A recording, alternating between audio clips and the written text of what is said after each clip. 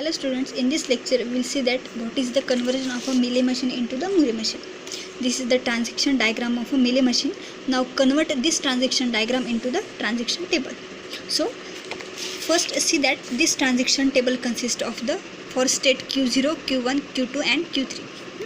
For state Q0, how many outputs are present? For Q0 output is 1. Next, for Q0 output is 1. So that's why for Q0 only one output are present. So I have written here Q0. Next, to check for Q1. For Q1 output is 0. Next, for Q1 output is 1. So it means that for Q1 two outputs are present, 0 and 1. So I have divided this Q1 into Q1 0 and Q1 1 with output 0 and 1. Next, for Q2. For Q2 output is 1. Next, for Q2 output is 0. So for Q2 1 and 0 there are data, that is two outputs are present. So I have divided this Q2 into Q2 0 and Q2 1 with output 0 and 1. Next is for Q3. So in this diagram, in this transaction table, for Q3 output is 0. Next, for Q3 output is 0. It means that for Q3 there is only one output are present. Okay, for Q0 only one output are present. So I have got 5 state: Q0, Q1 0, Q1 1, Q2 0, Q2 1 and Q3. These are the my new state for Murray machine. So now here new states are formed with respect to above state of Mealy machine. So I have written here the previous transaction table and the new state. I have the new state are Q0, Q1, Q0, Q1 0, Q1 1, Q2 0, Q2 1 and Q3.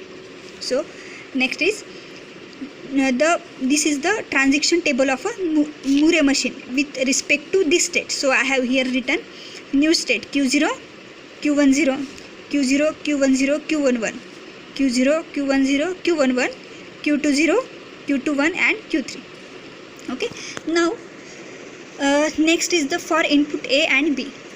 When to check for Q0. For Q0, when accepting the 0, it is go toward the Q3 with output 0. Q3 with output 0. Next, when Q0 accepting the B, it is goes toward the Q1 with output 1. But Q1 is divided into Q1 0, Q1 1. So only choose those Q1 which output is a 1. So for this Q1 output is a 1. For Q1 1 output is a 1. So I have written for Q0, then for accepting the input B, the next state is a Q1 1 with output 1. Okay. Next, for Q1 0. Q1 accepting the A, it is goes toward the Q0 with output 1. Q0 with output 1. Next, when it is accepting the B, it is goes toward the Q3 with output 0. Q3 has a single state. So I have written same as it is. Next, Q1 1. For Q1 and Q1 1, Q1 0 and Q1 1, these are the substate of Q1. So that's why I have written all this function here the same. Next is a Q2 0. For Q2, when accepting the A, Q2 accepting the A, it goes toward the Q2 with output 1. But I have the two state of a Q2. Q2 have the two state, Q2 0, Q2 1. I only choose those state which output is a 1. So whose output is a 1? For Q2 1 output is a 1. So I have written when Q2 0 accepting the A, it is goes toward the Q2 1 with output 1. Next, when Q2 accepting the B, it forms the it goes toward the those Q2 whose output is 0. So Q2 0 output is 0. So I have written Q2 0 with output 0. Next, I have written same as it is because the Q2 is divided into Q2 0, Q2 1. So I have written same as it is. Okay. Next, for Q3.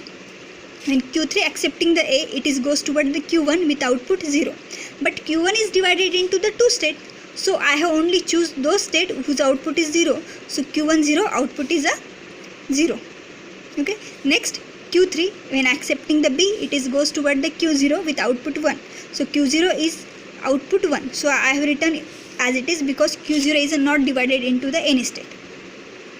Okay, now we'll see that when what is the output for Q0 output 1, for Q0 output is 1. Next. Okay, for Q0 output 1, so it means that for Q0 output is 1. Next, Q10 output is 0. Next, no, so that's why I have written here 0. Next, Q11, for Q11 output is 1. Okay, so Q11 has a single output, so I have written 1. Q20, for Q20 I have output 0, same as 0, so I have written here 0. For Q21 output is 1, for Q21 output is 1, so I have written here 1. And for Q3 the output is 0, so I have written here 0. So next step is to remove this output function and forms the new transaction table. See that I have removed these outputs and have formed this new transaction table. That is same as it is, but only the output are removed because I have got this output. So this is the conversion of a Mealy machine into the Moore machine with the help of a transaction table.